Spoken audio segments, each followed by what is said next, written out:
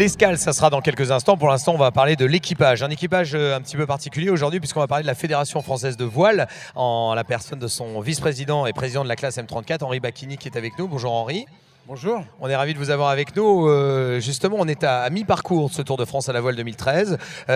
Qu'est-ce qu'on peut tirer déjà comme enseignement de la première partie du Tour? Et puis qu'est-ce qu'on espère du côté de la Fédération pour la deuxième partie de ce Tour qui s'annonce haletante encore? Bah oui, très disputé. Déjà, la course en équipage retrouve toutes ses lettres de noblesse, où les Français sont connus et réputés pour le solitaire. Et là, on trouve des équipages majeurs avec des skippers talentueux.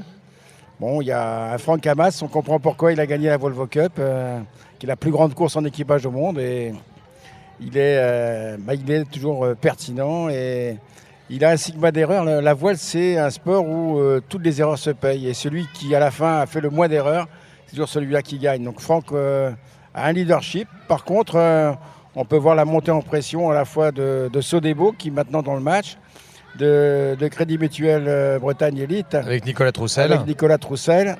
Et puis Dunkerque qui lâche rien. Donc je crois que le final, avec Oman, un premier équipage étranger qui est aussi talentueux, qui font quelques petites bêtises, mais là, devant, ça bagarre.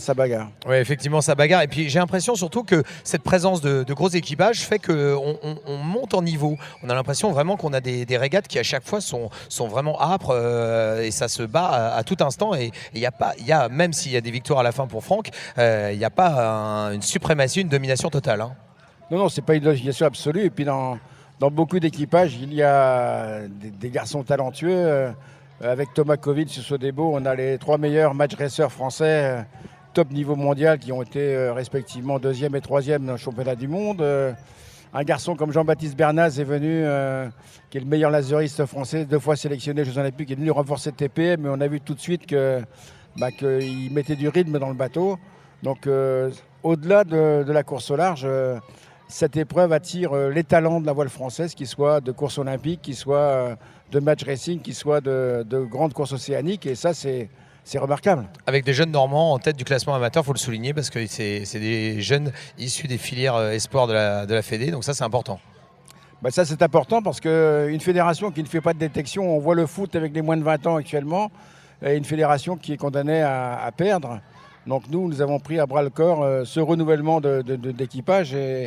Et le M34, pour cela, est un bon support. Alors, c'est un bateau très difficile, qui est parfois décrié, mais qui demande l'énergie des 8 équipiers. Et chacun a du travail à bord. Et je crois que là, on révèle des talents. Merci Henri pour ce petit point sur le Tour de France à la voile avec votre œil de la fédération. On était ravis de vous avoir. On va tout de suite passer maintenant à l'escale. Et c'est parti, c'est maintenant.